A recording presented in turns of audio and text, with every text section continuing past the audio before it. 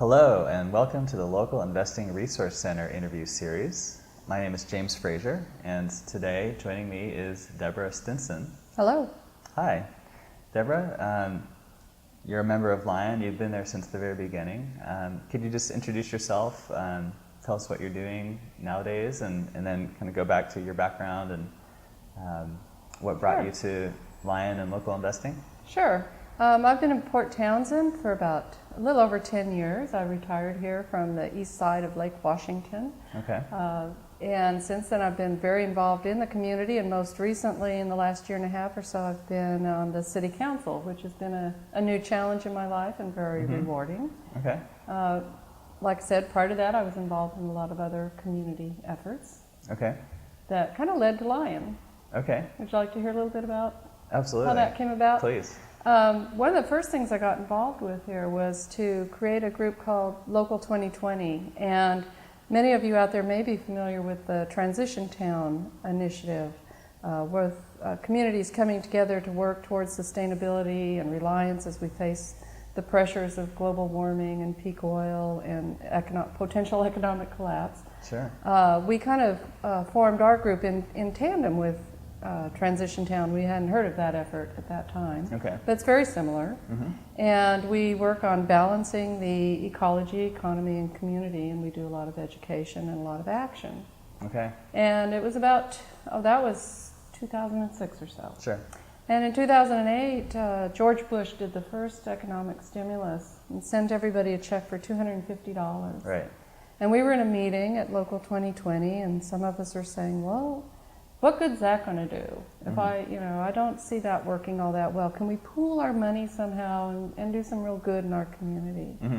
Working on our economic localization. Could we kind of get the ball rolling there? So we decided to have anybody interested could come to a meeting, and that's really where the seeds of this Lion got started. Okay.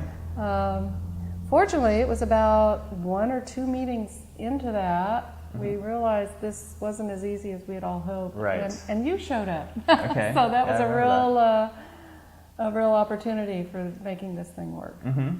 Yeah. And so around the time that I came in, we started looking at different models that we could use as a group, and we kind of veered away from pooling money and more towards everybody doing their own individual investments. Right, kind of a channeling of money, and in a way we even refer to it as a matchmaking. Right, yeah, we went towards a networking model. Networking, yeah. Right. We settled on networking, but yes. We originally called it matchmaking. Yes, absolutely. Yeah, and it was great because I think everybody realized, the people that were in the room knew that there were a lot of high energy, entrepreneurial, very creative people here who wanted to do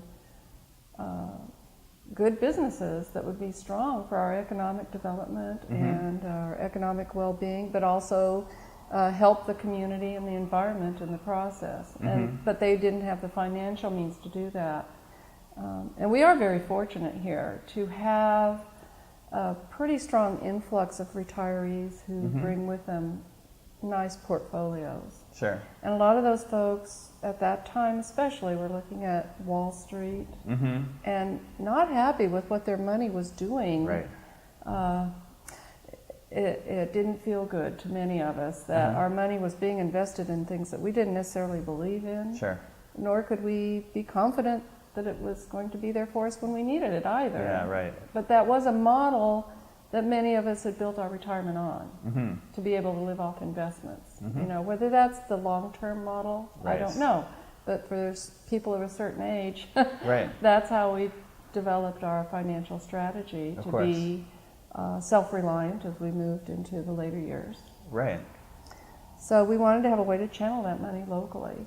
Right, and basically meet two needs. Meet the investors' need to have more of an impact and support their community, and at the same time, the local businesses that were, challenged to get financing, right. Especially in the credit crunch in 2008, meeting their needs as well. Right, we saw a real risk of losing a lot of our really solid businesses that we right. wanted to see here. That makes our living here such a rich experience. So Well, there's many philanthropic opportunities, and most people take advantage of those. There were also these other needs that needed to be met. And we realized that if we could do this in a smart way and get that money to the people we wanted to see in our community, you know, creating the businesses, the types of businesses we wanted, and creating the jobs that kept the young families here, and kept the rich diversity that we have. That's really was our goal. Absolutely. Yeah. And so, how has it worked out? You know, you started, you know, with 8 people. Yeah. And that was, I guess, over 5 years ago. Right. At this point. So how's that played out? I'd say it's played out very well. I think most people are very pleased. We weren't, you know, it was an experiment like so many things are. And here we are today. Lion is still going strong in our own community. We've grown to probably around, I think, 70 members or so last time I looked. Yeah, around there. And the opportunities kind of come in a steady flow. People that have brought opportunities to Lion and had success, introduce other businesses or people they know to the concept, so we get people that way. Then we also get new members that way, people that have had successful investments, you know, say, hey, you should look into this to their friends. And so we do have a lot of businesses in town today that would not be here if it had not been for Lion. Yeah, and I think that's one of the most compelling aspects about this is that the community gets empowered to, you know, shape itself and, you know, retain businesses and people that it wants to have instead of just letting them go and saying, oh, well, we can't do anything about that. Right. And I also like the way we developed it, and we can talk, I guess, maybe a little bit about the details, but by the way it's so individualized, that people in the network are free to pretty much just invest in the things that they feel most comfortable with, that are in line with their values, that support the kind of businesses that they want to see here. We didn't draw any hard, firm lines around it. It has to be a certain kind of business, or that we all have to agree that this is the, you know, that this is a worthy business. I think that's been important too, because it's a reflection again of the strong diversity that I think so many of us really cherish in this community. Right. So there's no centralized vetting or due diligence of these opportunities. It's more like an introduction, and then people can take it from there, and everybody makes their own decisions. That's so right. Everyone needing to do their own research and due diligence, has that, you know, kind of raised the bar in terms of who can participate, you know, or what have you seen as far as, you know, new people coming in and being able to do this? Well, frankly, there has been some hesitancy on the part of some people that don't have that kind of financial expertise. They're a little out of their comfort zone, and they want advice on how to do it. And because of the nature of Lion needing to be strictly a network and not a group that's giving advice, things like that, it's a little challenging. But what we found, I think, is that people go ahead and join. There's no requirement that you invest. You can join and sit back and watch. You know other people in the network. You can talk to other people in the network about their experience, how it worked.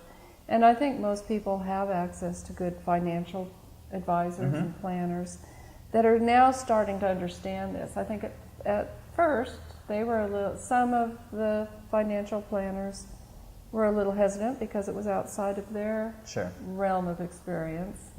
But I think most people, once they understand that if they have money that they can set aside, they know what their risk tolerances are, and can look at a business. One of the things I think is really key to this is these are businesses in your town. They're people you know.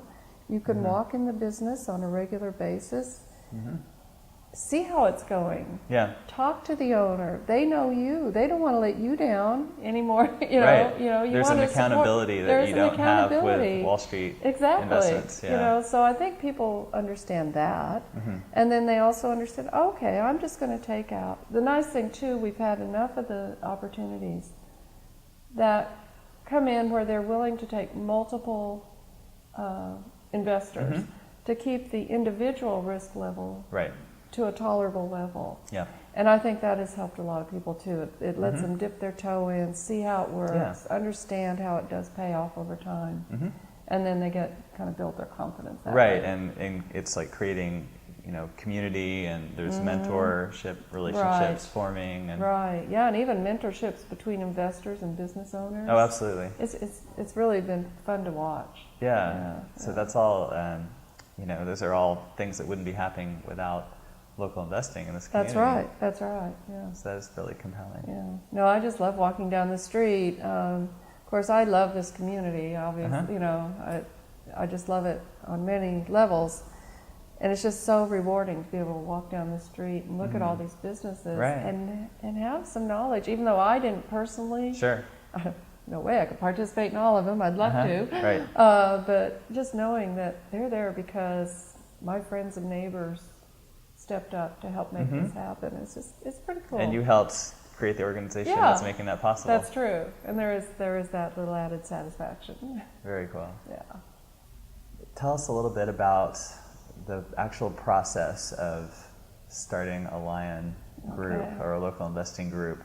Okay. How did that start and then evolve? Okay. Well, I mentioned earlier on that how we really got started and you joined us. One of the key points I left out there too, though, is once we thought about this networking model, we realized there were people in town that kind of did this naturally in a very informal way. That this kind of thing has been going on probably for a very long time. Forever. We didn't create it, but we're just kind of formalizing it and reintroducing the community to the concept. Right. So we invited people that had been doing this in recent years in this informal manner, and asked them about what worked well and where were the challenges. Yep. And I'm glad we did that because it kind of gave us a heads up of a few things that they had run into over the years that had actually dismantled some good opportunities. Right. And part of that has to do with confidentiality, which is key because new businesses, people with new ideas, you got to keep that under your hat or somebody might beat you to the punch. Right. So we got to make sure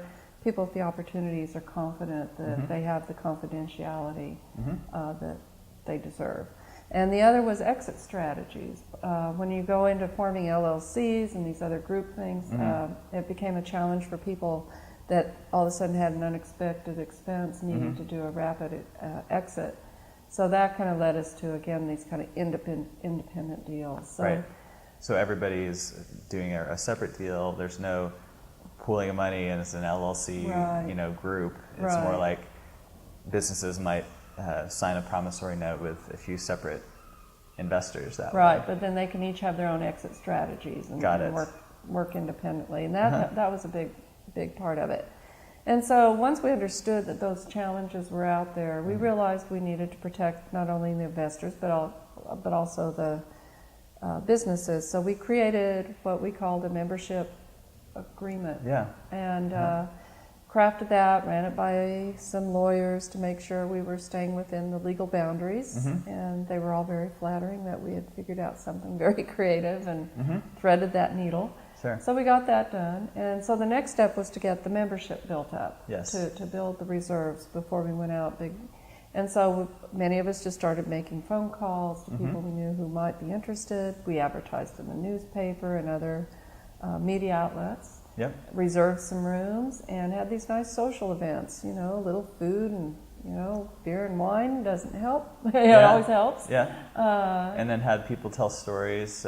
We had investors talk about their experience, had some businesses stand up and speak about their experience of, working with local investors. Right, and shared our vision for how we could grow this and how it would be, again, very important to our economic development here locally and our resilience in troubled economic times. And that really struck a chord with a lot of people. Yeah, just through word of mouth. Right, exactly. Yeah. And so we just had several of those events. And then as we got new members on board, those of us that were there in the beginning would step up and have little orientation meetings for the new members. Because again, you mentioned earlier, this is a new model and it's kind of confusing, and we wanted to make sure people understood how it worked and the importance of the confidentiality and what they could expect on how it worked. So that's how we got started with the members. And then we realized, though, it wasn't just the members and the businesses, it was this whole ecosystem.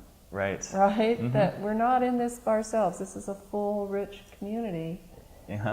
And so you helped us make some of those connections. Yeah, absolutely.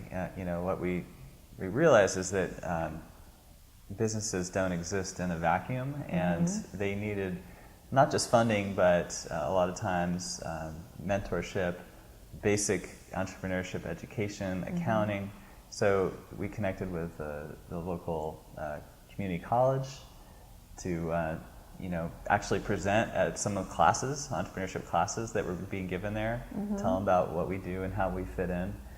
We talked to the Small Business Development Center, and so that's a place where a lot of businesses would go through there and work on their business plan and get to the point where they could present to investors. So, I personally saw when businesses came through there that they'd have a much higher rate of being invested in because their plan was solid. Right. Yeah, everybody wants them to be successful. Yeah. And again, we weren't there to be their business coaches so much. Exactly. But we were there to support them financially. And I think it was important too that those folks were aware of us so that they could let people know when they came to them that this was another option. Yes. Again, especially during that economic downturn time when the banks had to pull back so hard. And I thought it was also good when we reached out to the banks to let them know what we were doing. Yeah. Because we actually had one bank here in town that they were frustrated because the new rules prevented them from making investments or extending loans that they probably would have done in the past. Right. And so they were actually sending people our way to bridge them to the point. That's amazing. Really, where they realized that if you can get we think you're strong, if you can get some local investment to get you the success to the point where you meet the new rules, then you can come back to us, pay back the local investors so that they can invest in the next up and coming, and we'll carry you forward. I just thought that was amazing. I just thought that was great. It was almost unprecedented because, you might think that the banks would view local investors as competition, but instead it's been more like they exist at a different level of the business's growth process. Right, yeah. And they come in at a different point, and so early on, the local investors can be thought of as more like friends and family, which really that is, how we work is like creating those kind of friendship and mentoring kind of relationships, before the investing starts happening. Yeah, it's like, it's in the new economy, right? I think that in the new kind of sharing economy and the way we're evolving, the friends and family and the social network concept, is really what we're talking about here. It's just expanding what friends and family means. Yeah, absolutely. But I thought that was key. And then again, getting to those entrepreneurs when they're learning about running a business and putting together a business plan and running their finances and understanding what all their options are. We actually presented those classes side by side with not only traditional banks, but also some of the new, like Craft Free was one of the other banks that presented alongside Lion, and these are all opportunities. And they also presented the whole, what are the ones online? You're more familiar with all of those, the crowdsourcing and all of that. Crowdfunding, yeah. So we're just part of this new part of a much bigger system, but I think a lot of people are really glad that it exists because it does have a special niche in terms of building community, creating local connections, and funding. Ultimately, it wouldn't necessarily have happened any other way. That's right. Yeah. No, it's a very key part of that mix. I think we really need that for the very reasons you state. Okay. Yeah. So, what else where do you see this all heading as we go forward? It's hard to say. I think it's here to stay. I mean, it definitely has legs in this community. We constantly are getting inquiries at a pretty regular, I would say, not trickle, but nice level pace Yep. of both new members and new opportunities. I think what we're seeing now, we started with a lot of startups, and now what we're seeing are more expansions. Right. And of course, hopefully we won't be seeing as much of this, but the whole line of credit and the loans that established businesses had, and then the banks had to pull back on. Right. It was wonderful we were there to catch that. I'm hoping the banks are able to loosen up on that again, for the existing businesses. But we are seeing more in that arena as well as the new businesses. Okay. So. How about you personally? Have you had local investing experiences of your own? And oh yes.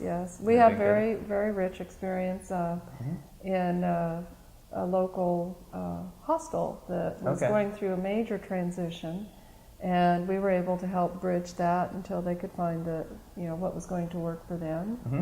Something we really believed in, and a person we really felt strongly that needed to be in this community and was doing good work. And that was able to help make that happen. And it was very successful. Got paid back early. Wonderful. It was great.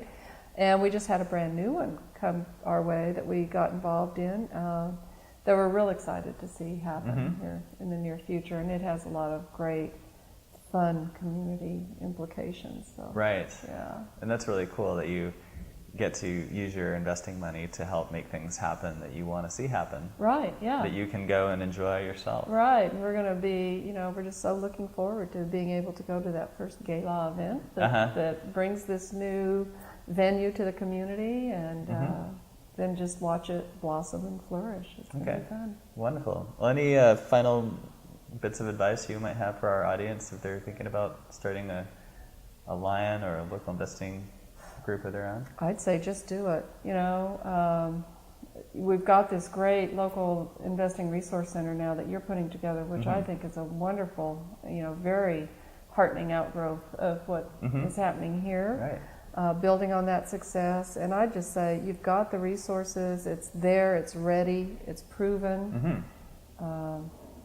And it's just such a rich experience. I just think everybody should look into doing it, and you can do it to whatever level your finances can afford. In your community. Yeah. Okay. It's a good thing all the way around for building a resilient community. Great, thank you. I really appreciate you joining me today. And pleasure. Again, this is Deborah Stinson and James Frazier. Do you have any contact info you want to share with the audience? Well, the only other thing I'd mention, we talked about this group Local 2020 at the beginning. That's this Transition Town initiative. If you're interested about the other types of work we do, you could visit our website at l2020.org. Great. Okay. Well, thank you so much for joining us, and My pleasure. I appreciate it. My Take pleasure. care. Take care, James.